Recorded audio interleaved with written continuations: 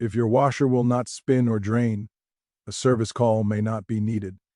A simple factory reset can fix many common washer problems in minutes and often restores normal operation without tools.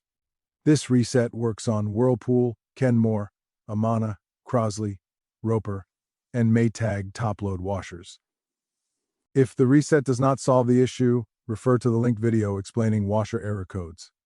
Factory reset instructions. Step 1. With the washer powered off, rotate the control dial counterclockwise 1 full turn. Step 2. Within 6 seconds, turn the dial 3 clicks right, 1 click left, and 1 click right again. Flashing lights confirm diagnostic mode. Step 3. While the lights flash, turn the dial 4 additional clicks to the right and press start. Step 4. Wait several minutes. If the washer shuts off and the lid unlocks, the reset was successful. If the washer does not unlock or lights keep flashing, watch the error code video shown next.